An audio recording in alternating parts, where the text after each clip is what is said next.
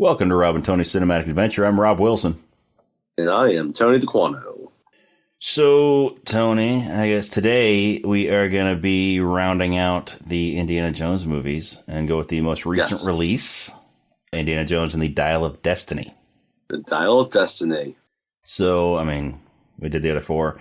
And, I mean, yeah, it's been a few months now since the movie came out in theaters, which we had planned on doing it earlier, but you know, life gets in the way sometimes from being able to record for podcasts, but that's okay.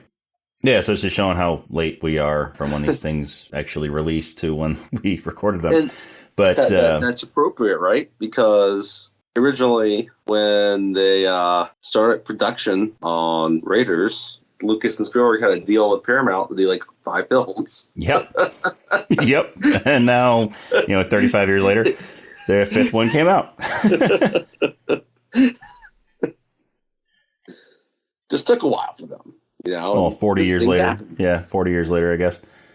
What they had So 89 to 08, so 19 years between two of them, and then 15 years between the other two.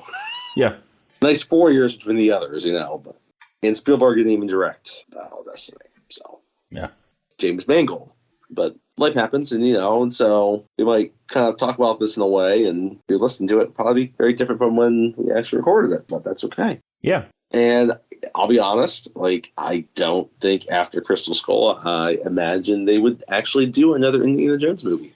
I didn't either, but they did. And it was, we'll get into it, but I thought it was actually halfway decent. I thought it was halfway decent, and we were talking earlier how, I think, given it is a recent movie, most people listening are probably aware that, it was kind of considered a flop. They come close to its massive budget that it had. But I still think it was a good movie. And when I'm kind of browsing around opinions online, I think a lot of people kind of a general opinion that it's a bit more of a return to form of Indiana Jones. Yeah, it is. And I think, we talked about last time that Crystal Skull wasn't as terrible as some might make it out to be, or some might remember it being. And it's very classic Indy in a lot of ways. There's still something about Indy fighting Nazis. Yes. Yes. They get people going. And in some ways, and what we can get into it as talk about the movie as a whole, I think this feels more like an appropriate endpoint for the character. It does. So yeah, I enjoyed it. I liked it better than Crystal Skull. Yes. It's still not anywhere near the trilogy, but really, it's why hard would we? because, it is. What? Harrison Ford is 80. He was 80 when he made the movie. So he's 81 now or so, but he's 81 now. He's born in 1942, and they're involving him in a bunch of action sequences. Yes. So yeah, Harrison Ford was 80. Indiana Jones is 70. The character was 70. So, he's not going to be doing all the action that he did when he was younger. So, there's still a lot of the CGI, but, it's a little bit more understandable given some of the restraints that they have, given the age. And nothing for me gets to the point of some of the egregious CGI they used in Crystal Skull. Yeah. But also, it's been 15 years since Crystal Skull, so CGI has improved. Correct. So the quality of it is much better. Just the de-aging technology alone has vastly improved since Tron Legacy. Well, yes. And actually, this is a point I was going to use about it on a whole. And maybe it's because, it's also constrained to small sections of the movie, right? And they got the prologue and then a few other flashbacks that I thought the de-aging worked actually quite well in this compared to other movies, right? It did. It did. Oh, and by the way, before you continue, we've got to go with the obligatory spoiler alert, especially since this is a new movie that a lot of people probably haven't seen yet. A lot of you actually might not have seen this. Spoiler alert, we are going to be talking about every bit of this movie, beginning, middle, and end. If you don't want to be spoiled, pause the podcast, go watch the movie. It's available on Disney Plus. It's out on DVD and Blu-ray and 4K. And if you don't mind spoilers, pause the podcast, go watch it, come back and listen. If you don't mind spoilers, keep listening. You can continue to listen and then go watch it afterwards. Yeah. Because it actually it's worth going ahead and watching, in my opinion. It is. You know, it is. Like we said, it's not on the level of the others, but it's still worth a watch. And I guess you were saying about this, the aging, like Tron Legacy, it's a good one example. That's actually like a movie I actually enjoyed quite a bit, but just talking about the de-aging technology, you can definitely tell it's taken a lot of leaps forward. Yes, it has. Being believable. And also, I mean, you're probably a little bit biased because you were technically in that movie. I was technically in that. At least your voice was. Yeah. In that Comic-Con that you got to go to that I was supposed to go with you, but I didn't get to. But your grandfather had to die. Yeah, I know. My grandpa had to pass away the week before. Yeah. So, but no, Anyway. I rightfully didn't go because I wasn't going to miss the funeral. So, yeah. Right. I'm glad you had a good time. And I'm glad your cheering voice got to be in Tron Legacy. That's right. But even compared to a movie like, kind of a recent movie, The Irishman, right? A lot of the movie has to rely on the aging, like Pacino and De Niro and Pesci. Like, you can see that it's not quite realistic. Yeah. I think it works well enough in this, and maybe part of it's because it's not extended periods of time that you're spending with them, right? You know, you had like the prologue and a couple other scenes. Yeah. But on the whole, the CGI I thought worked better in this. Yeah, I mean, speaking particularly of like de-aging forward. Yeah, might as well go with the de-aging conversation, just segue into the prologue of the movie. So, yeah, we start out in 1944. Is that right? Yeah, no, it's towards the end of the war. Yeah. Probably 45, I thought, right? I thought they were about to gain victory. I thought the timestamp on there said 44, but I don't know. You might be right. I mean, I've only seen the movie twice now, so... yeah, you're right. It's 1944, but it's like towards the end of the war. Allies have the upper hand in the war at this point. Yeah. But anyway, so first off, this is the first indie movie without a Paramount dissolve into a mountain or rock they had or to deal something. With Paramount, but they didn't really. But there was no dissolve from the Paramount logo into something shaped like it, which, I mean, it's fine that it's not there. It's always been sort of an iconic shot in the indie movies, but it's one of those ones that's not, if it's not there, it's not going to make it a terrible movie. No. You know? And actually, it's kind of better because the one, like we said in Crystal Skull, making a prairie dog mound. Yeah. It was just... Yeah, so maybe it's better that they didn't have it in this one. But yeah, so anyway, on a Nazi train in 1944, they've got Indy, who's disguised as a Nazi, tied up to a chair. And in the first shot of Indy, he's de-aged. Mm-hmm. He looks just like he did in the original 3 movies. Yeah. Maybe a little bit older because it was about a decade later. Yeah. They give him maybe a little bit of age, but I mean, the de-aging in that whole sequence is really good. No, and the movie, like, I forget where it ended up being overall. I think it was in the top 10 most expensive movies ever made, which, granted, like this, I think each year probably going to have a movie that kind of falls into that. But. Oh, yeah. But yeah, I mean, yes, there are flaws in the CGI on the de-aging, especially when he's moving around and talking, stuff like that. There's little moments where you kind of get that. Definitely see that they uncanny valley. Put money into it to make it look as convincingly enough as they can. Yes. As convincing as they can. Yeah. So. But yeah, for the most part, it's pretty incredible de-aging. Now, I mean, the one thing that kind of throws it off a little bit is it's still current Harrison Ford voice. Right. In the younger face. Yeah, which is always kind of one of my faults with the entire kind of process of it. And I know I mentioned like The Irishman. Like, there's these big stretches of The Irishman where you have like a 40-year-old De Niro with 80-year-old De Niro's voice. Yeah. It's like, anyway.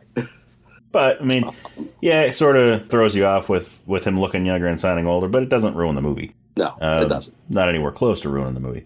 Yeah, so it turns out he's on the Nazi train because the Nazis... the Alps. Yeah, going through the Alps. And turns out the Nazis have acquired the Lance of Longinus. And if you don't know who Longinus is, if you acquaint yourself with the Bible, because classically, obviously, with Indiana Jones, right, you had the Ark of the Covenant, you had the Holy Grail. Mm-hmm. And when Christ dies, there's a Roman centurion that takes his lance to make sure he's dead and puts it into the side of Jesus, right? Yeah, so... see if he's dead or not. That's what the lance is. Yeah, that lance is the one that the Nazis have acquired. And again, I kind of like that nod to kind of this Judeo-Christian aspect of things that you had in at least 2 of the first 3, right? Yeah. You know, as opposed to kind of like, alien, interdimensional type beings, right? So, you know, in classic indie fashion, he escapes from the guys that tied him to the chair, and he makes his way through the train, gets to the lance, realizes it's a fake. Yep. So the Nazis don't have the Lance of Longinus. They have a reproduction of it. It's a freak. So he basically ends up using it to wedge the door shut on the train. But Voller, played by Magnificent yes. Nicholson. Yes, Mads Mikkelsen. I love like almost anything he does. Yes, he's great. Mads Mikkelsen is great. And yeah, so he only works really well too if he's like a bad guy. Yeah. Like, I mean, he was good in Rogue face. One. He was a good guy in that. He was. That's true. But yeah, he's a great bad guy. But yeah, so he took one look at the lance and He could realized tell that it was fake. But initially, nobody would listen to him until Indy found it later. He got a hold of it and realized that it was fake too. And then Voller's trying to explain to the other Nazis that it's fake. Anyway, so when Indy's going through the train, they're chasing him. They realize that he's not one of them because he's wearing a dead man's coat. Yeah. There's a bullet hole going through the jacket, so that's what gives him away. Well, and we forgot they also are able to capture one of his colleagues. Yes, Baz. Or Basil Shaw. Yeah, Basil Shaw. British archaeologist, right? Played by Toby Jones. Friends with. Toby Jones. I love Toby Jones too. And yeah, Toby Jones can do a good job playing a bad guy or a good guy, right? You know, he played a Nazi in Captain America. Right? He did. There are actually several Marvel actors in the movie, which makes sense because it's Disney. Yes. But yeah, so I mean, Mads Mikkelsen was Caecilius in Doctor Strange, and he was Galen Erso in Rogue One. And Toby Jones is Captain America. He was in Captain America. He was Arnim Zola. That's right. Yes, one of the guys with Red Skull. Yep. He was also Dobby in Harry Potter, the voice of Dobby. Oh, he was, wasn't he? Yeah. Yeah. Uh-huh. So, not a stranger to large kind of movies, so to speak. Yeah. Then we had Boyd Holbrook, who played Kleber in this one of Voller's henchmen, his lead henchman. He was in Logan.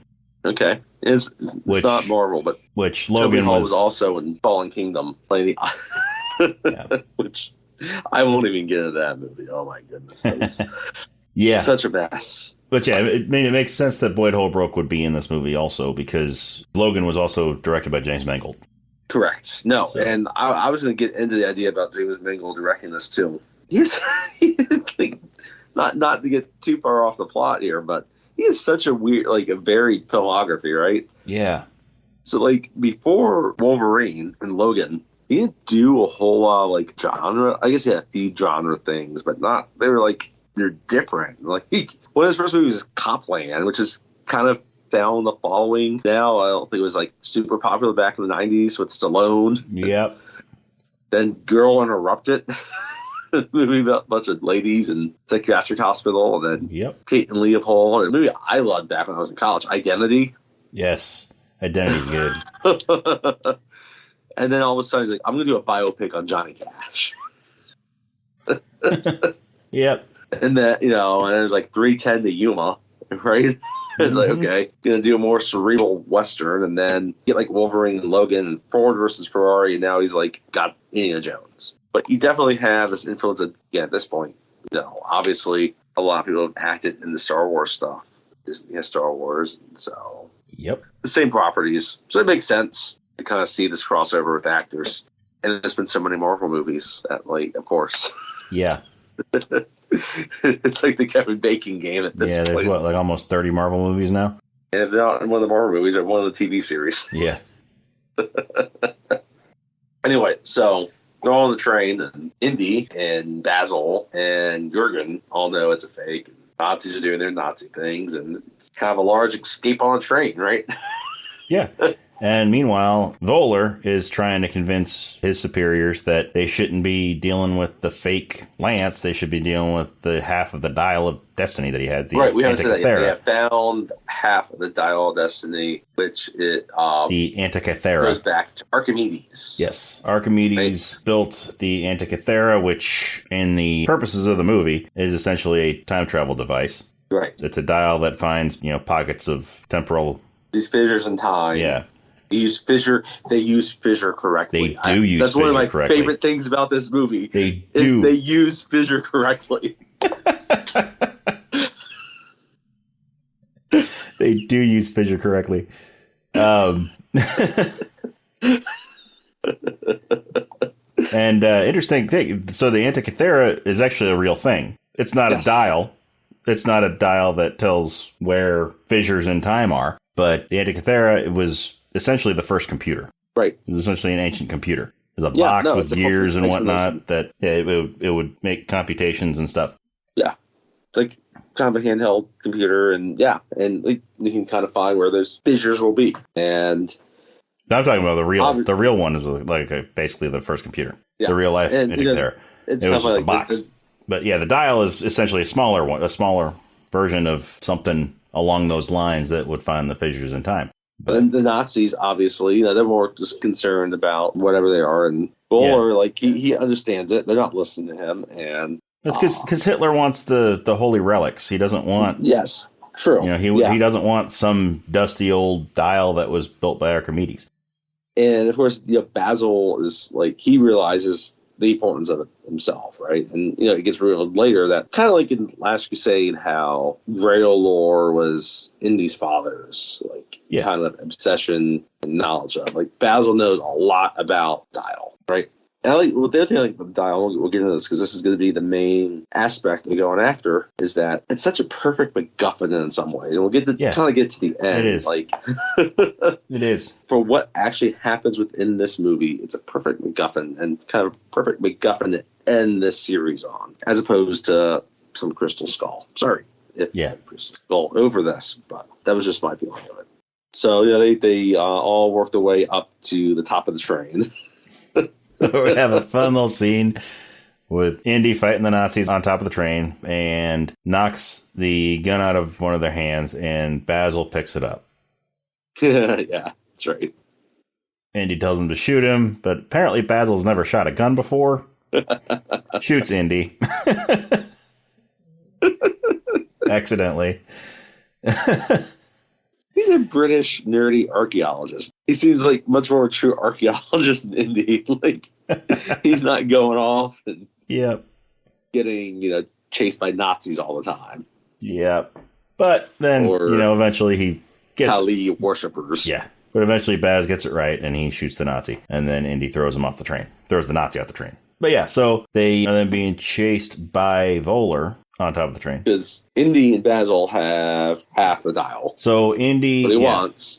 Because we missed this part. When they were inside the train, Voller was in the car with Basil. Yes. And Indy came in, knocked Voller out, and that's when Basil grabbed the dial. Correct. So then Voller chased them so that he could try to get the dial back.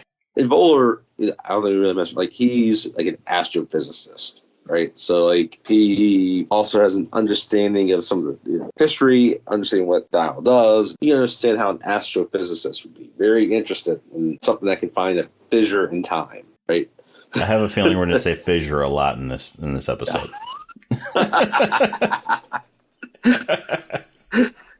It is a great word. It is a great word. We all have a fissure.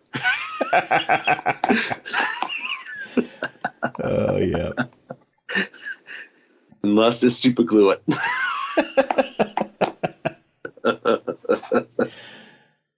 Yeah.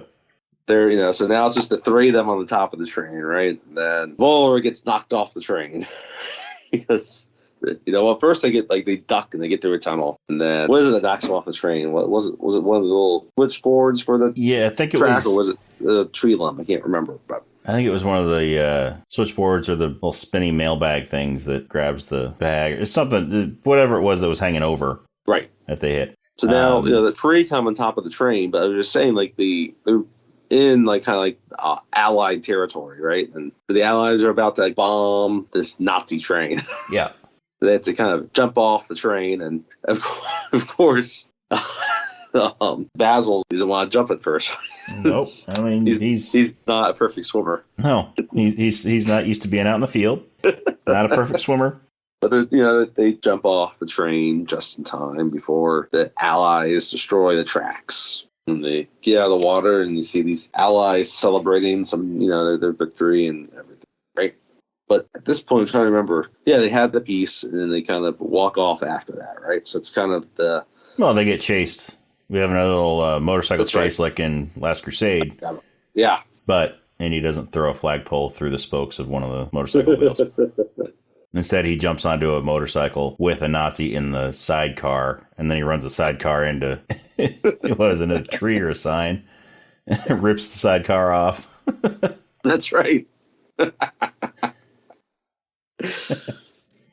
And again, it's obviously not quite as exciting as practical stuff they did in the original trilogy, but it works. So, it's more of an extended prologue than what you get in the other movies. I guess Crystal Skull can have an extended one too, but in terms of kind of the classic indies. But I think it works well enough to establish the piece that they're going after.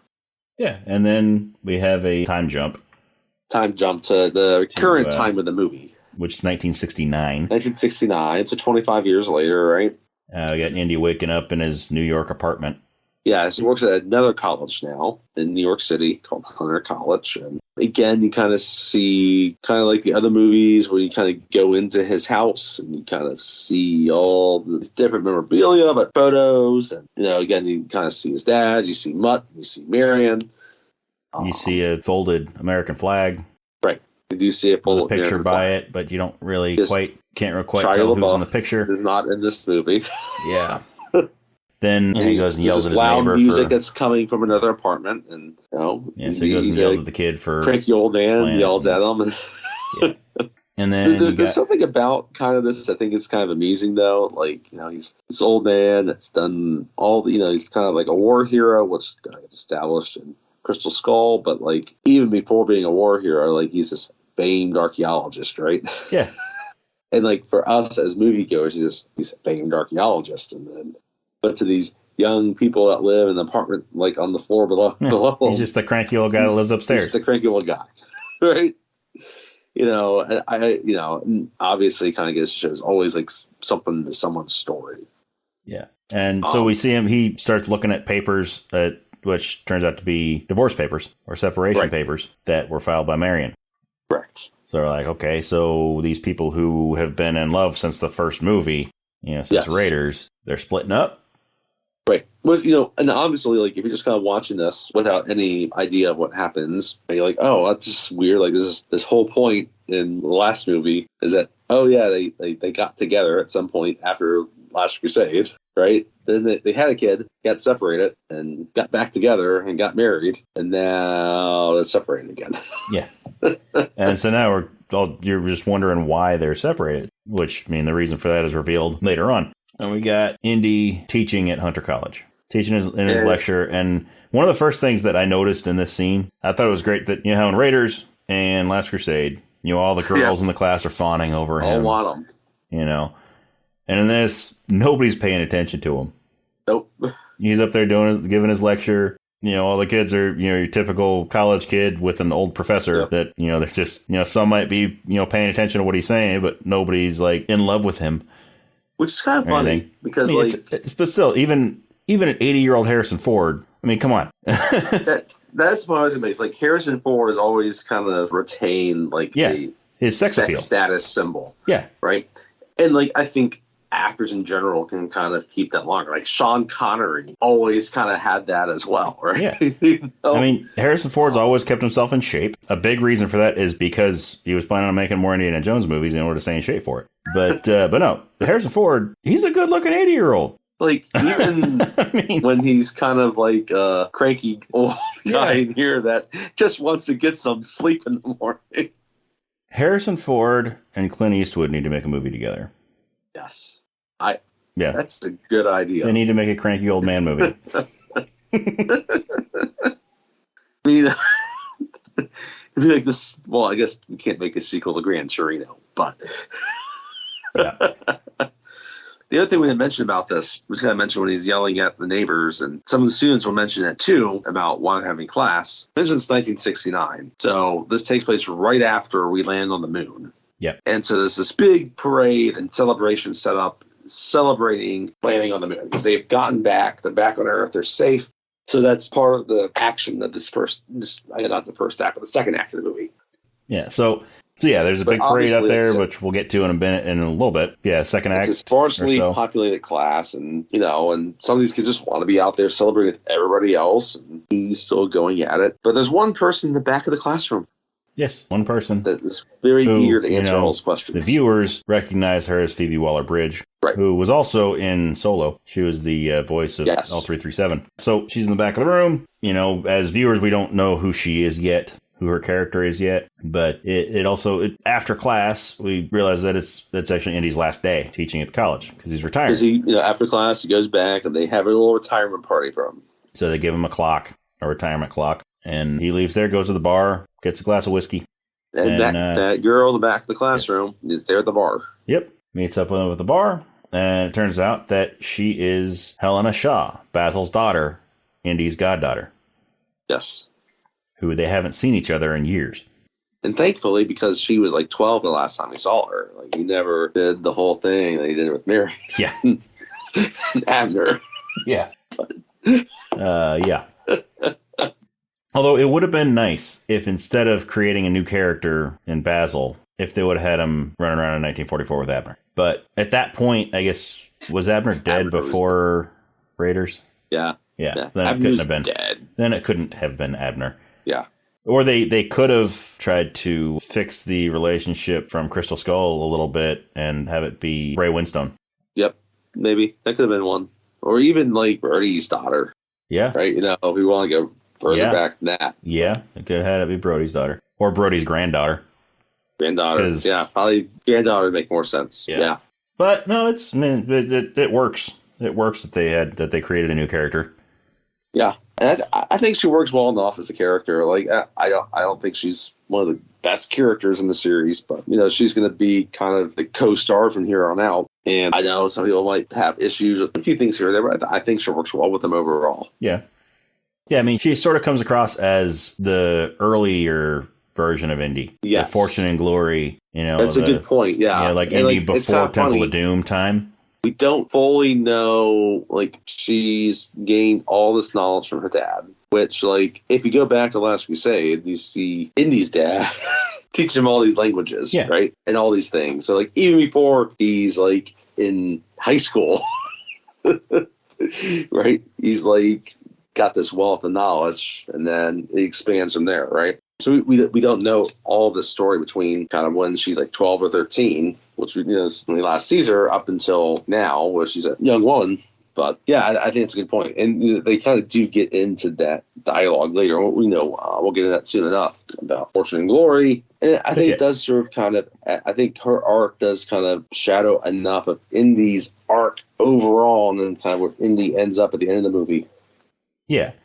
But yeah, I mean, which I actually think we'll get into it because I think this is the perfect MacGuffin to end the series on. Yes, it is. And yeah, we'll get into that in a bit. But yeah, no, I see her as as Indy was before he went on his adventures that then made him realize what he was doing it for, why he became an archaeologist. Yeah. So she just hasn't had that adventure yet that right. changes her mind. Yeah. And part of it's I guess, in some ways, because she's probably not a former archaeologist, right? Yeah. Well, again, she's an auctioneer. Yeah, she's someone who grew up with her dad teaching her all this stuff about history and about and, all these historical artifacts. She's smart enough to know it. Yeah, but she's not necessarily an archaeologist herself.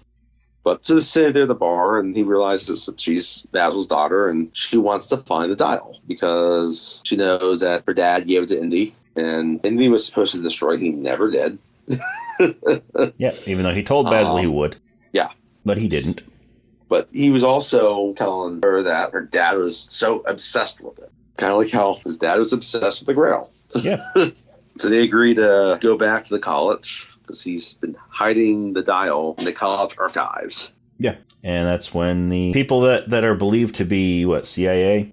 Yeah, like this is where it gets a little convoluted. So during all this time, I guess kind of interspersed with this, that we see that Voller is still alive. And he's working with the CIA. He's working with the CIA, and it seems like he's worked with the government to help NASA in the Apollo mission to get men on Mars. Men on the moon. Mars. What am I saying? Men on the moon. Men on the moon, right? So he's been like an important part within the American government, but you can tell he's still within these scenes with him that he's got other motives. And again, this is why he's an astrophysicist, so obviously he can figure out how to get man up into space and then on to the moon. But yeah, now it's like you said, you get these other kind of, you can tell like, okay, there's a scene with him in the hotel room, and there's, it seems like maybe Secret Service, CIA people there kind of protecting him. He's acting strangely. And then you get these other guys that show up, and it seems like, okay, are they CIA or something else? And it turns out, no, they're Voller's people. The Voller's people. And one of them was, I think there's one person in particular, Shantae Renee Rolston, seems like she is kind of a contact person within the CIA that works with him. Yeah. That is working with some of his other men. A little bit confusing. I do think it's probably one of the weaknesses of the movie, is that you kind of do have all these other characters, but yeah, they don't really make much of a difference in the story. Right. I mean, they're kind of important for that 20-minute segment, like section of the movie, but so it's just, the whole section is like they go into the archives, they're looking at the dial, and they get followed by Voller's people. And it kind of becomes this full chase scene because they're kind of tracking them. But then even before that, though, even before the chase, when they get to Hunter College, right? We already know from the hotel room scene that Voller and his people are still working for the Nazis. Yes. It's revealed that early on that they're just pretending to work with the CIA, and they're actually just trying to do their own thing as Nazis. And so we end up getting just like what we got at the beginning of Crystal Skull. Yes. Where, there are innocent people being murdered. Right? Because they want to capture Indy because they understand they're really not following necessarily Indy. They're actually following Helena. Yeah, they're following Helena because they think that she can lead them to the dial. Right. And so there are a couple of people that Indy worked with. Stumble upon them and they shoot them. Yeah, they shoot them because they don't want witnesses. Right. And they kind of briefly touch on this, and then it's what spurs Indy to have to eventually, he's kind of want it, but they kind of drop it kind of quickly. Yeah, unfortunately, which is kind of one of the plot points I'm not huge on. Yeah, so the CIA lady's like, she's not expecting that these guys are just going to murder civilians in cold blood to eliminate witnesses. So they get into the archive where Indy and Helena are, and the chase begins. They get out into the hallway where Indy's colleagues were murdered, and they see them. And but Indy can't really do much because he's being chased by Nazis. So yeah, that's where the whole chase through the parade comes in. Yeah, because they go outside, and there's the parade going right down the street outside the college, and Indy runs up to a mounted police officer on a horse, and tries to tell him that there were two people that were murdered, but the cop's not listening to him. Oh, wait, no, before that, though. So they get out into the parade because Indy and Helena were captured. Yeah, no. And they were being taken out there. Yeah, they were taken out there, being led by the Nazis. And Indy pretends like he's a part of the protest to the parade. Right. Because there's a hippie protest going on, too. This the other part doesn't bring up. They bring up all this aspect. Okay, they're celebrating the moon landing. But then there's this hippie protest that seems like it's involved with protesting Vietnam. Yeah. I don't know. That's not fully explained really well. No, it's not. It makes it look like it's all the same, like it's all part of the same parade. But no, there's the parade, and there's also the protest that's going on at the same place. So yeah, it's kind of confusing there. But Indy pretends like he's one of the protesters, gets a hold of one of their signs, and bashes one of the Nazis in the head with it and escapes. Runs to the cops, tries to tell them that two people were just murdered and that these guys chasing him are the ones that did it. But the cop's not listening, so Indy takes his horse. And he's riding through the parade on a police horse. Meanwhile, the Nazis get on motorcycles and in a car, and they're chasing him. I saw that. I had to think of John Wick 3. Yes. riding through New York on a horse. On a police horse.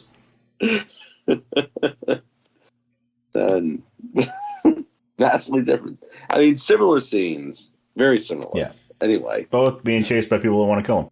But he escapes, ultimately. Yeah. So, and obviously, he's separate from Helena. And at this point, he understands, like, she's a smuggler in antiquities. Which is really more where her interest in the dial is. Yeah. She doesn't want the dial to be able to unlock its secrets. She wants the dial so that she can sell it and make some money. Right. Because most people don't want it. They're not really worried about having it to unlock the secrets. They just want this antiquity. They're willing to spend a lot of money on it. So at this point, but it's also only half the dial. Yeah. Because, Archimedes had broken the dial in half, or he had taken the dial apart. There's only half of it that they ever had. The other half is hidden somewhere.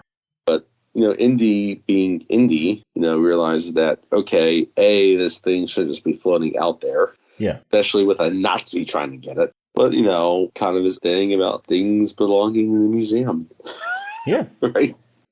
And he also realizes that he's probably wanted for the murder of his colleagues. They need to get out of the States, and an old friend of his helps him with that. Yes. And I was kind of disappointed by this, because the old friend is Sulla. Yes, Sulla, who is now living in New York. As a cab driver. Yes, as a cab driver in New York. He's Egyptian, so obviously he drives a cab. Yeah. He's either a cab driver or own a falafel stand. And he is, of course, wearing a fez. Yes. He's bringing the fez back. And he still wants to go on an adventure with Indy. Yes, he does. And he doesn't go on it. Even though he's old, too. And he tells him no. Yeah, he wants to go on an adventure with Indy. He wants to go on one more adventure with him, but Indy will not allow it. Which disappointed me, because it makes his appearance more of a cameo. Yeah. Than the actual part of the movie. Yes. And it's important, though, that the fez is back, because Crystal Skull didn't have a fez. We'll get the fez later in the movie. Yes. Yeah, so he's wearing a fez. And every scene that Sulla's in this movie, he's wearing the fez. That's right. Yeah, because I think there's only one scene in Raiders that he's not wearing a fez. Mm-hmm. But he's always wearing one in Last Crusade. Mm-hmm.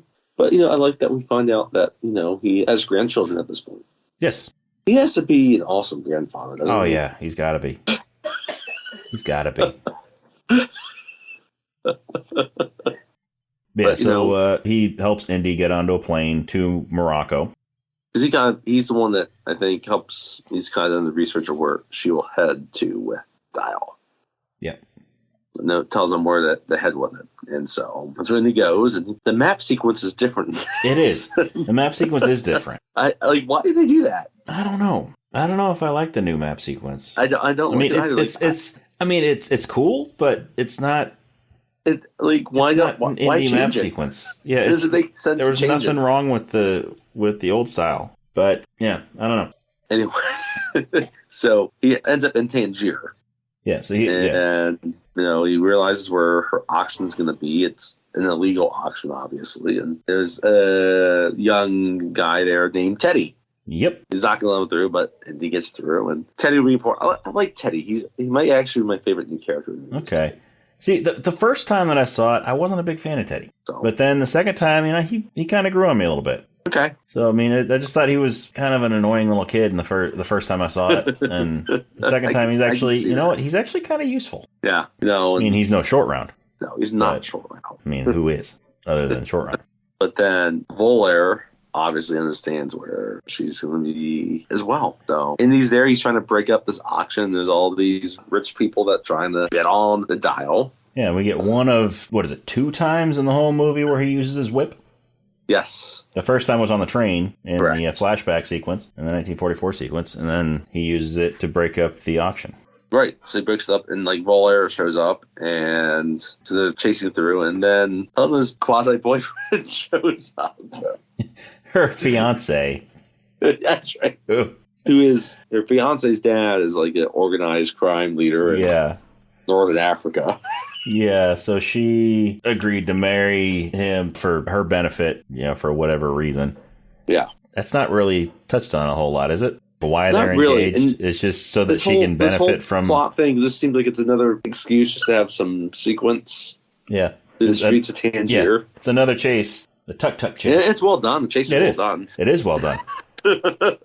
But yeah, so... Indy, Helena, and Teddy are in a tuk-tuk. This is basically right, like a three-wheeled, like a three-wheeled cart kind of. And they take turns driving it, and I think it's probably why it works out really well because I mean it's an exciting sequence. It's an exciting, but it's just kind of confusing because there's all these characters that mean nothing to the plot. Yeah, they're there for that one scene, and that's it. Right. At least like in Last Crusade, right? Like in Venice, right? And they get chased out of the library and the tomb and the canals. Like those guys, the guys were tasked with protecting the secret of the Grail. Yes. So the Brotherhood of the Cruciform Sword. That all makes makes sense. And it's not like the prologue of Temple of Doom, right? It's just something that drives them to the point where they end up in this village. Yeah. Right. And then that village is then once they get there, that's what spurs in the plot. Yeah. This is just kind of in the middle of it. But okay, what again, it's an inspired sequence. It's just like it also means nothing to the plot. Yeah. Because obviously Helena, Teddy, and Indy escape, and Bowler and their guys escape from all of this, right? Oh, and by the way, we also forgot before the auction scene, while Helena is in there preparing for the auction and everything, we see Teddy outside practicing flying a plane. That's right. Good point. Thank you. Which comes up later, but yeah, he's practicing. He's learning how to fly a plane with a little homemade simulator. But, Microsoft Flight Simulator does not exist yet. No, this is just like using plates and stuff as little hand-drawn dials and gauges and whatnot. But yeah, so he's practicing flying in his little homemade simulator. And then also, what we haven't mentioned yet is one of Voeller's guys, one of his henchmen, is a gigantic dude named Hawk. Yeah, I love Hawk. And the whole time, it's just like every other indie movie where there's a big henchman. He replaces that guy in this one, yeah. And so you got the big henchman this time, but this guy's bigger than any of the others have been. Olivier Richters. Pat Roach is the guy. Yes, we normally think of, right? Yes, he's like twice the size of Pat Roach. Olivier Richters is Dutch, by the way. Okay. He was born in the year Last Crusade came out. Oh, really? 1989. Wow. We're old. But he was also in Black Widow, so he's also a he was Marvel Studio. Yeah, connection. he was Ursa Major in Black Widow. So anyway, so the tuk-tuk chase, great sequence. After that, they realize that they need to go after the Graphicos, which will lead them to the other half of the dial. There's this whole explanation about the languages on thing about where they get the other half. Yeah. So the Graphicos is supposedly in the same shipwreck where the half of the dial was found. But this ship had split in half, and the half that had the Graphicos in it fell deeper in the Mediterranean. So they got to go to Greece and meet up with Indy's diver friend. Ronaldo, played by Antonio Banderas. Which seemed like a waste of Antonio Banderas. It did a little bit. We'll get into that. But they're on their way to Greece, and obviously now we're trailing Voller to Greece as well. There's this whole sequence where the U.S. government, now understanding who he is, disavows him, despite them helping to get them to the moon. You kind of have seen it in some ways, I guess, not completely the same, but I kind of thought about Dark Knight Rises, where they just kill a bunch of government agents on a plane. Yeah. So they kill the different CIA people, and then Voller and the Nazi, other people he's on his side, continue on the Greeks. And obviously, you get Indy in the group reach the Aegean first, right? They get the graphics. Yeah, I guess it's the Aegean, not the Mediterranean. So they gotta go through the Mediterranean to get there. Yeah. So meanwhile, while they're down at the wreckage to try to retrieve it, is when Voller kind of show up. Yeah, so they go, and Ronaldo takes them down to the shipwreck, and you gotta have your obligatory snake scene in an indie movie. Yes. And so rather than snakes being in this one, it's eels, which are the snakes of the water.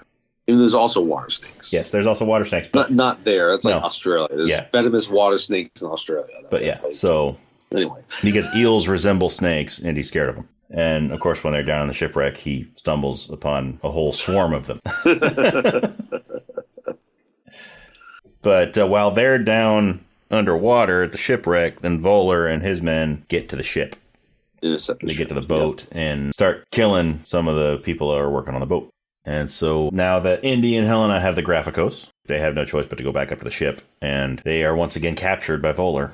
Because, can't really stay in the water that long, unfortunately. Yeah. We're not fish. Yeah. And because he starts cutting the oxygen lines. So it's either stay underwater and have your line cut, or and drown. Yeah. Or go up to the ship and take your chances. And they still don't know what Voller wants to do with. I mean, they figure he wants to go through one of the fissures. Yes. Yes. I mean, it's clear that he wants to go through a fissure, but you don't know why he wants to go through a fissure. And honestly, he's a Nazi, so you think you could maybe surmise he wants to go through a fissure to ensure a Nazi victory somehow. Yes. So, there is that. So they get back to the top of the ship, and they're all, they're on the ship, and Voller ends up murdering Ronaldo to basically force Indy's hand. Yeah, because Indy refuses to translate what's written on the wax tablet. And so Voller murders Ronaldo, who had told Indy not to tell him and not to translate it for him. Right. But unfortunately, Helena can translate it. Yes. This forces her to translate it. Yeah. So after Ronaldo, there's a whole killed, sequence too where we have a flashback to where. Yeah, to the last time that they saw each other, that Helena and Indy saw each other when Helena was 12 years old. Dad and all that. And promises to destroy it, and then we sort of went past that, just sort of glanced over it. But, I mean, it's really that sequence is all just to establish when Indy came into possession of the dial. At this point, I was so kind of wondering, what's going to ultimately be kind of Helena's role in all of this, right? Mm-hmm. Just because, you're kind of hoping that she pretty firmly established herself kind of more being in the fortune part as opposed to the fortune and glory part. You're kind of wondering where her end game is with everything. Yeah. You kind of think when she's translating it, there's a hope that she's got some type of plan that we don't realize yet. Yeah, I mean, and you can tell that she's enjoying the adventure. Oh yeah, and she loves the adventure. She's enjoying translating it, not so much enjoying the part that she's translating it for Nazis, but she's enjoying translating it. Murdered, right? She shows Indy she enjoys showing off her intelligence. Yeah, and so she shows Indy that she's got a stick of dynamite in her pocket and tricks the Nazis into giving her a cigarette so that she can light it. And that's where you start to think that, okay, yeah, she definitely is on Indy's side. Yeah. And she's got a plan. You don't know what it is yet, and that's fine. So, and then so she translates the tablet for the Nazis, and she actually tells them what it says. She's not making anything up. No. But then, she bums a cigarette off of one of the Nazis and uses it to light the dynamite. And then Indy and Helena and Teddy take the Nazis' boat. Yep. And now they're heading, across the Mediterranean to Sicily. Yes, heading to Sicily after connecting the dots and leading Voller to believe that the dial is in Archimedes' tomb, which is to the east of where they were. Right. Where Archimedes' tomb was actually in Sicily. So they go to Sicily, and Voller notices that they're traveling west instead of east. So he that's a good point. Yeah, he picks up that they tricked him, or that they tried to trick him. That's one thought I thought when I was initially watching. He's going to be able to watch them. He's going to realize that. Mm-hmm. They're going in a different geographical direction. Yeah. So he uses his knowledge of Archimedes and the dial and all this and determines that they're going to Sicily. And again, remember, this is actually important because we said, he knows what the artifact is, but it's really more from his astrophysicist background of being interested in time travel. Yeah. And finding fissures in time as opposed to being a relic. Yes, he just wants understanding civilizations. He's all in it for the fissures. He just wants the fissures.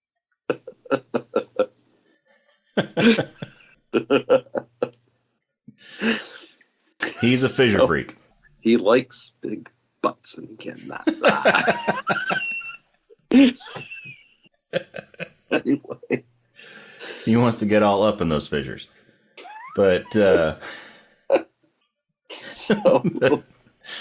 But yeah, so he follows them to Sicily. Yep, and they go to the ear of Dionysus. Yes. Cavern, and they find the tomb, right? Yeah, and the dial's second half, and It's kind of cool. Like, they open up the casket, the stone casket, and see Archimedes' remains in there. He's wearing a wristwatch. It's like, okay, that's kind of cool. And there's a carving on the side of the casket. Yeah. Of the Battle of Syracuse. Yeah. With a phoenix. So there's a phoenix flying over, and the phoenix has propellers. Like, that's weird. Phoenix has propellers. And Archimedes' corpse, his skeleton, is wearing a wristwatch. So Indy thinks that somebody else was already there. Yeah. So then they're met by Voller and his men again. And of course. They're crossing a bridge into a little underground river. And because they found them because Teddy was hanging back and they captured Teddy. And so they handcuffed him to Hawk, the big dude. Yep. So that he wouldn't escape. And so Teddy, when they're crossing the bridge, knocks Hawk into the water. So Teddy and Hawk are both getting dragged down in the river. And here's the part that is a little bit upsetting to me. So Hawk, during this entire movie, he's this imposing dude that you're just waiting for that showdown between him and Indy.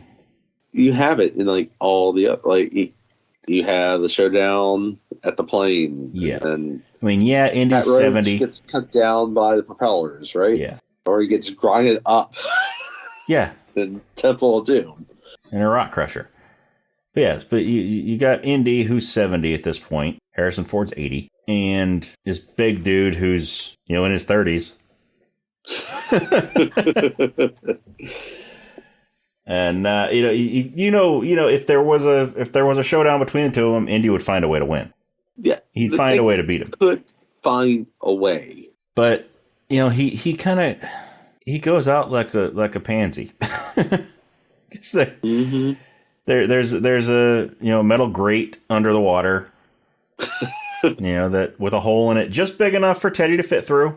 And so Teddy stole the keys out of his pocket, out of Hawk's pocket. I don't know why they put the keys in Hawk's pocket. He steals them underwater. But he stole the key from Hawk's pocket in the same side that he was handcuffed to. He uncuffs himself. Yeah. So I think he took the key out before they fell in the water. Okay. Not while he was underwater. That's right. But yeah. That's right. Yeah. But anyway, so he undoes the handcuff on himself, and then he hooks it to the grate. Yep. So he goes through the hole in the grate. Hawk is now handcuffed to the grate without the key, because Teddy still has the key, and that's the last you see of Hawk. I was waiting after that part, because you don't actually see him drown.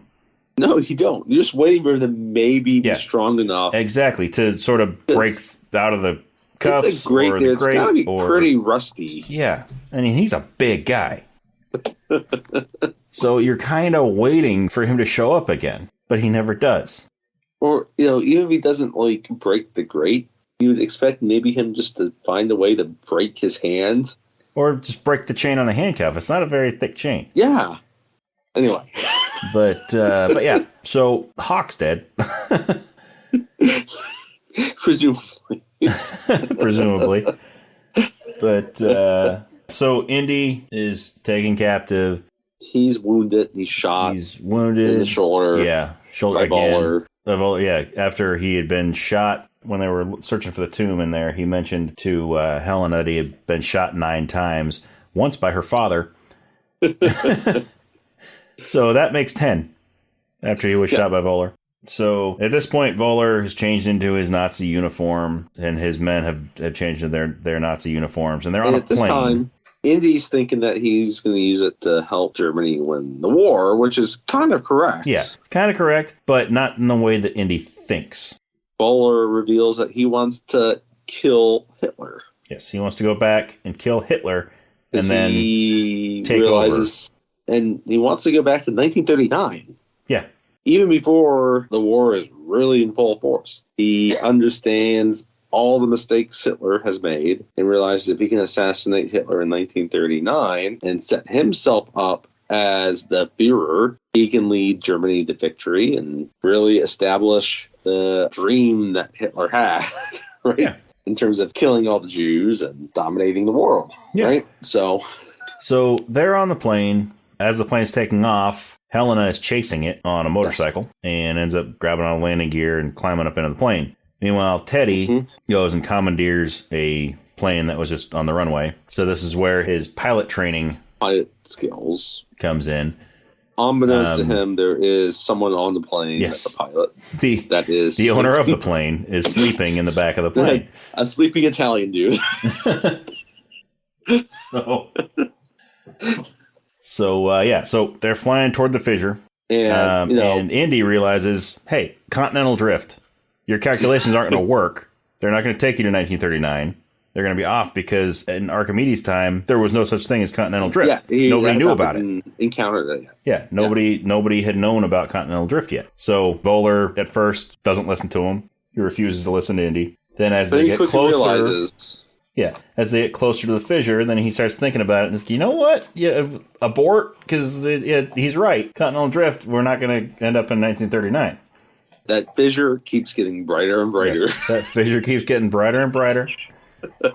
And they go through the fissure, which it's funny because the fissure is in a cloud that looks a lot like a butthole.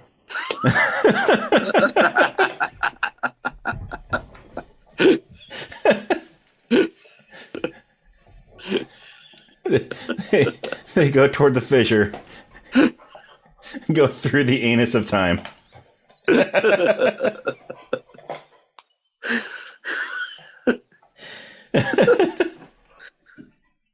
Which is funny because I was watching this last time. I was watching it with my friend, and as soon as the fissure showed up, that bright fissure right in the middle of the cloud, he's like, that cloud looks like a butthole. Right, it does. I just love whoever wrote this from Wikipedia. While approaching the fissure. Anyway. But yeah, so they go through the fissure.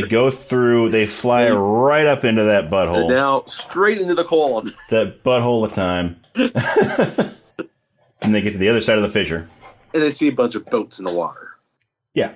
And Voller thinks, oh, it worked. We're in 1939. They're thinking Sicily. These are like battleships and warships and U-boats. Well, they are battleships and warships, but they're not World War II battleships. He's still a little over 2,000 years off. Yeah, so they it turns out that they traveled back to the Battle of Syracuse. 212 BC. Yes, 212 BC. Indy realizes this pretty quickly when he sees what the ships look like. Yes. Because, again, he is an archaeologist. They are Roman ships. Opposed to an astrophysicist, he would be able to pretty quickly understand what these ships really are. Yeah. So they're not firing guns at each other, right? No. So then it goes to showing some of the Romans in the ships looking up at these planes that at this point Kleber has taken out. His MG-32 and is shooting down at them, and so they're shooting arrows and all this stuff up at the planes. And again, like these are a bunch of Greek and Roman naval. Yeah. People. So you see the Romans are talking to each other, talking about these dragons that just came out of this fissure. Something came out of a fissure in the sky and is firing things at them. Yeah, it's obviously not a bird. Yeah, which then you kind of see why the Phoenix had propellers in the carving. Blame a bunch of Roman dudes in the 3rd century BC. Yeah, that this might be a dragon. Yeah, especially when explosives start going off from it. Right. Yep. So, but what I thought was great. So about this whole Battle of Syracuse sequence. Yes. Is if you look on the walls of Syracuse, you see a bunch of, and there are some shots where like you can really see it and they're like putting them to use, but you see Archimedes' death ray. Yeah. So the series of mirrors that he created to focus the sun to burn the ships, like a magnifying glass. But yeah, so I thought that was a nice touch that they put a bunch of those in there. Because it's still sort of up in the air if he actually did do that or not, and if he did, if it would work. But there's some shots in there where you can see it. You can see the little patch of light on the sail of some of the ships where they're trying to burn the ships down. No, and it really, I think the climax of this is great because there are those details of it. And I like the idea, this is where, again, the main villain's hubris gets the best of him, right? Yeah. He wants to change time, but he's still a captive to time and his own weakness. And, you want to be able to change things, but he can't. So obviously now the ships are shooting arrows through the plane. And they end up shooting the plane down. Yeah. I like the Roman dude, or the Italian dude, finally woke up. Yeah, the Italian dude in Teddy's plane woke up. What do you think he's feeling? Yeah. He's flying through a ball. Yeah. It's like, we just went through this fissure, and now we're 2,000 years in the past. He was probably having a nice, probably had some wine and some buka. Mm-hmm. Having a good nap. Yeah. And he wakes up. He's flying through a bright fissure. And ends up with a bunch of ships shooting at him. Yeah. And somehow, that plane never gets touched by any of the arrows or anything like that. But Voeller's plane gets shot down. And this is like in every other indie movie, the main villain has like a spectacular death. Yes. So as much as I like this, I like the idea that his hubris leads into this. It seems like he deserves a more spectacular death than he got, as opposed to they got the hubris part right, because all of them in all the movies the villain dies from their own hubris. But I mean, in Raiders you got heads exploding, faces melting, heads shriveling up, all that exciting stuff when they open the Ark. In Temple of Doom, you got, a fight on the bridge that's dangling over a cliff. Right. And he thinks he can outsmart Indy on it. He's got the upper hand. But he ends up falling and getting eaten by alligators. Yeah. He thinks he can even outsmart Indy on the cliff by ripping his heart out. Yeah. And not realizing that he's got all the stones that he needs right there. Yeah. And then instead it burns his hand, falls off there, gets eaten by crocodiles. Bursts into an alligator's mouth. But then you got Last Crusade. Donovan drinks from the wrong grail. He lets the duty badge. Yeah, he lets the duty badge pick the grail for him. And, he ages rapidly and turns into a skeleton and shatters.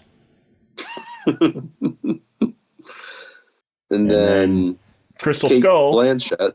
Yeah, you got to take all the knowledge. Yeah, so she burns from the inside out. And you got Dial Destiny. Matt Mickelson just crashes. Yeah, he just dies in a plane crash. Meanwhile, Archimedes is observing all this. Yes, Archimedes is observing all this with his partially built dial on his table. And he runs out to the plane crash and he sees Voeller and sees his wristwatch. And so he takes his wristwatch. And it's the same watch that he was wearing in his tomb. So at this point, Indy and Helena are on a hillside, and Archimedes comes out and meets them. Well, there's some angry Romans dude that is trying to kill him. Yes, there's an angry Roman dude that's trying to kill him.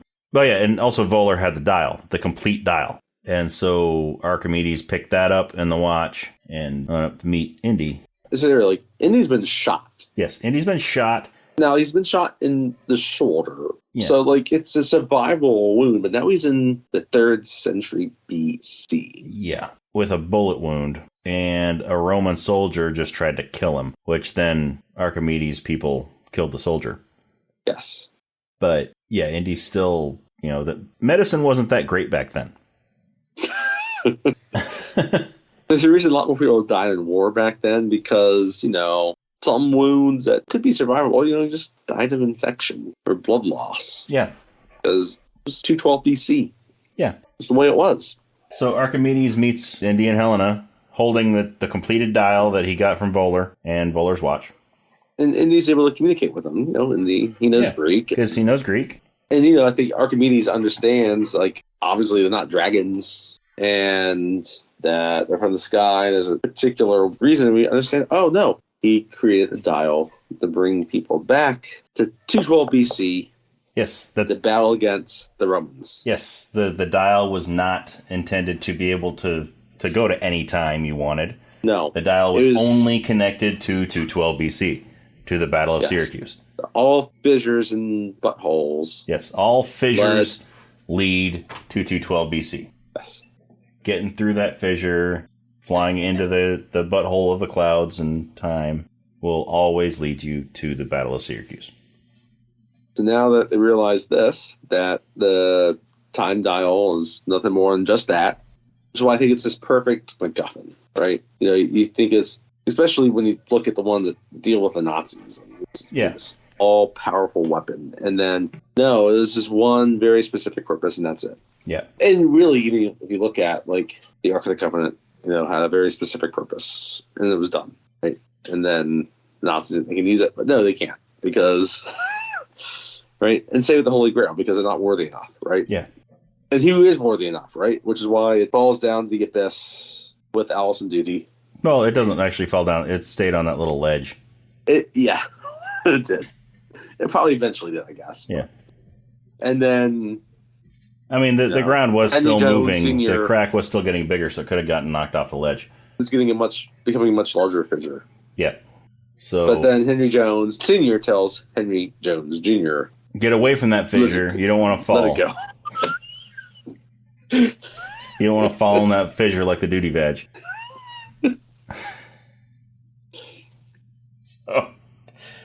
So now, like, they realize the fissure's closing. They got Helena, Teddy, and the Italian dude. Yeah, and a wounded Indy.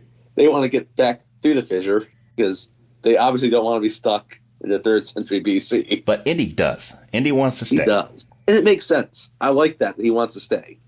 Yeah, he wants to stay with Archimedes and learn from Archimedes and live in this time that he spent his entire life studying. I like it because it feels like there's this purpose for him again. Yeah. Right? Because he loves history, and especially ancient civilizations, all about them. And it seems like he can find a purpose in that. Yeah. Oh, by the way, in case we haven't said this yet, the reason why he and Marion split up is because Mutt was killed in Vietnam. Yes, Mutt was killed in Vietnam, which there's the whole little touching scene with him and Helena on the boat when Helena asks if we find the other half of the dial, if you could travel to any point in time, where would you go? And he told her that he would go back to before Mutt signed up for the military and stop him. He would go back and stop him from enlisting. And when she asked him how he would do that, he'd tell him that he would die. He would die in Vietnam. Yes. And then his death would cause his mother to blame herself and to never be able to recover from Mutt's death. And that would then create a fissure between Indy and Marion.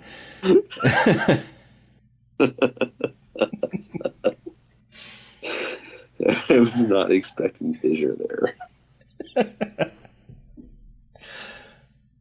But anyway, yeah, no, it was a good scene. So that's where we're stuck at. Like, he feels like this is where he can belong, die, and feel at peace. But, I think Helena, she's kind of discovered her purpose and discovered the connection back with him and her father. Realizes that he has more he can give, and that as much as he feels like he might belong there, he doesn't belong there, right? Yeah. So she knocks him out. Yeah, she punches him. She does a good old classic Indy punch on Indy. Yes. And knocks him out. Somehow they drag him onto the plane, and he wakes up in his apartment. Yep. In his own bed. His shoulders all patched up. Now, here's a question. So on his bedside table, on his old nightstand, the lance of Longinus is there. Yes. Is that the fake? Or did he actually come across the real one at some point in time? Because he left the fake one on the train. He did. Because he used the fake one to lock the door. Who knows? Maybe Helena found it at some point, and instead of auctioning it off, she gave it to him. Maybe she had it. She never auctioned it off because she never found the right buyer, and now she gave it to him.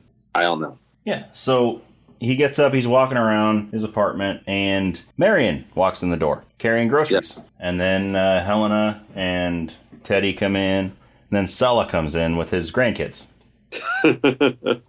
It's always great when Sala shows up. Sala is just, I love Sala. Yeah, John Rice Davies. He's got his grandkids with him, and they're all talking, and they want ice cream. Yeah. So, in order to give Indy and Marion some privacy, Helena tells Teddy that, they need to leave. They can go get ice cream. And so Sala goes with them and takes his grandkids so that they can all go get ice cream and let Indy and Marion talk. And then you get into a nice little callback to Raiders. Yeah. I love this. Just reversed. Because in Raiders you have the whole, it's not the years, it's the mileage. They're all on the ship. They're on the ship. The French guys and trying to sail off with the Ark, right? Yeah, and Indy's been beat up, he's in pain, and so you have the whole, where doesn't it hurt? By a car and trucks and all that. Yeah. So Marion asks him, where doesn't it hurt? And then, he shows her, his elbow, and then his forehead, and, his eye, and then she kisses each of those places, and then he, says his lips, and she kisses them there. But then, so it's a nice, because then it's just, the roles are reversed in Dial of Destiny, where... I like that it's not this physical pain, right? It's this emotional pain, right? Yeah, it's an emotional pain. And so Indy asks her, where doesn't it hurt? And she pulls up her elbow, like right there. So he kisses her elbow, and then goes into all of that again. So it's a nice callback with, reverse roles in it. And, then it the camera sort of pans out to the outside, and it shows it's on the little fire hat. escape. Yeah, it shows Indy's fedora hanging out on the clothesline, and then you see his hand come out and grab it, and then it goes to credits. So you got old people, hanky panky, and he's got to wear his fedora for it, apparently. So well, maybe Marion has a bright, shining fissure. He needs to brim his fedora to... Yes.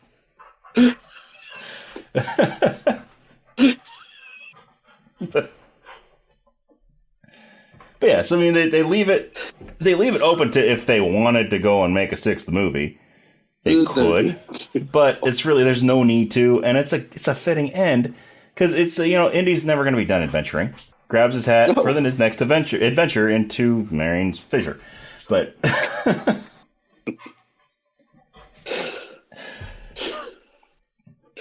but it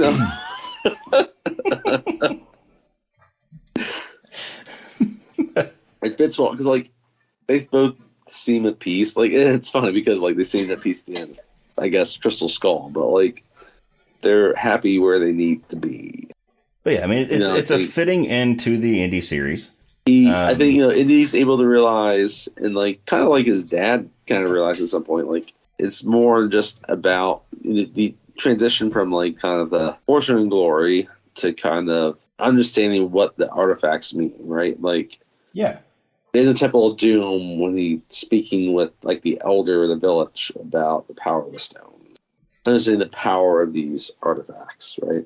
But then even going beyond that into understanding the power of family. Yeah. Above all that. And I think it kind of fits well enough within that because he seems well enough with Marion at this point where they can kind of grieve their loss, right? And they can work on repairing their relationship. And there's also kind of his goddaughter there, or daughter of colleague, where he can kind of have a connection with. But then even his relationship with Sala. Yeah. A friendship that is deep and bonding and important. They're old men at this point, right? As much as they might want to go beyond these other things, they have these other aspects that are more important now. Yeah. I mean, Sala's always had a family, as long as we've known him. But yeah, now he has grandkids. He doesn't have just his wife and kids. He has his kids have kids. Uncle Indy. Yeah. So, and then, they're not getting any younger. They're getting too old to go globetrotting and going on these adventures. So, it's... you can tell at the end of it that Indy's ready to settle down. Mm-hmm. But he's still got a little bit of adventure in him. I think, it may not be the final shot of, Last Crusade, where you have... They're riding off into the sunset. The sunset with, Saul and Indy and Henry and Brody with the score. But this does well, in my opinion, so... Yeah, and speaking of the score, John Williams came back for the score on this. It's still... it was still really amazing music. I'm glad you brought this up because it's funny. I was watching this with Charles, and I thought it was interesting because the first time I watched it with him, and all the other indie movies, like first time watching, obviously was not with him. And I thought it was interesting. He's like, I was on a point in the middle of the movie where the score came. I was like, the music for this is really good. Yeah. It's like, yes, it is. So yeah, no, John Williams, the dude's a maestro. Yes. He's like, what, probably 90 by now. He's old. He's up there. So, yeah, and again, I doubt they'll do another one. They don't need to do another one. I think they wrapped it up well enough. I don't think they actually have plans to do another one. At least not with Harrison Ford. Yeah. If they were to do another one, it'd probably be like a prequel kind of thing. I know, or just a complete reboot. But it'd probably be a reboot. Even then, they really shouldn't. They shouldn't do that. There's no need to. I know it didn't perform probably as well as I wanted to. There's probably multiple reasons for that. There's a lot we could talk about with changing tastes and preferences of people. But I feel like we've seen this year people being more interested in true theatrical movies again. But this didn't quite catch on for whatever reason. That's fine. There's probably a lot of reasons for that. And it's a shame. James Mangold, he's a good director. It's a movie that I enjoy his movies. Definitely pays more homage to the indie movies as opposed to being kind of a true indie movie. But it's respectful enough that it fits within it, and it doesn't feel out of place. And any indie movie that's not Spielberg directing it isn't going to feel 100% right. No, exactly. But James Mangold, he did a good job. Yeah, he made a good movie. What's funny about him is he made two Wolverine. He did Wolverine and Logan, right? Yeah. And Wolverine was a little bit outside of kind of what the other X-Men movies were, and then Logan is if you look at it, it's probably one of the 2 or 3 most well regarded within all the X-Men canon, right? Yeah. And I'm still a big fan of X2, but he knows how to do a good movie. Yeah. And I don't think the direction of this movie, maybe the screenplay, you can cite the screenplay for a few certain things, but I don't know. I don't think it should get any hate towards it that it has, because I would put it above Crystal Skull. Yeah. Oh yeah. I would too. I would put it above any of the original trilogy, but... And it was still a solid indie movie, though. It was still... Yes. It had all the elements of an indie movie. That's my thought. It was a solid adventure. Movie. I mean, people may take issue with the whole time travel aspect of it, just like they did with the interdimensional beings of Crystal Skull. But, I mean, with it being a historical artifact, it's still a lot closer to the first 3 movies than Crystal Skull. I still think they handled that part better. I think it's it's a true MacGuffin. Yes, it is. It doesn't matter what it is. The whole thing is this thing to kind of get Indy to rethink about who he really is. Yes. And who he really is not specifically just about trying to find these artifacts. Yeah. It's for Indy to take a deep look into himself, into his own fissures. Family is important for him. And he goes, Last Crusade really helps to kind of drive that home. That, in some ways, he thought sometimes his dad was too invested in all these other things. That's what drove him to be invested in all these relics of the past. Yeah. So you can feel free to share what you think about. And if we're absolutely wrong, it's fine. We can take it. We're big boys. Yeah. I mean, if you have a different opinion on it, if you actually think Crystal Skull is better than this, that's fine. If you think somehow this is the second best Indiana Jones movie after Raiders, go ahead and tell us why. We say, I'm happy to hear different opinions. So yeah, please let us know. Let us know what you think. And anything else you want to say about it, Tony? I don't think so. I think next time we're going to get into another action-oriented movie, right? Yes, we are. We're going to go with a Keanu Reeves movie. Yes, we are. But it's not Speed. Nope. Although we will get to Speed eventually. Catherine Bigelow directed movie. Yes. Tell everybody what it is, Tony. Point Break.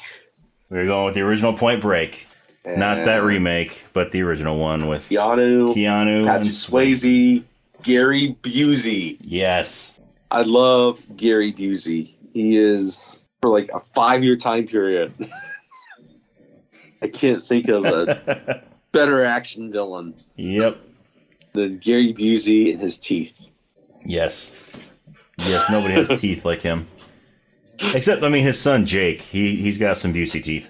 Yeah, there are some fissures in those teeth. Yes. Yes.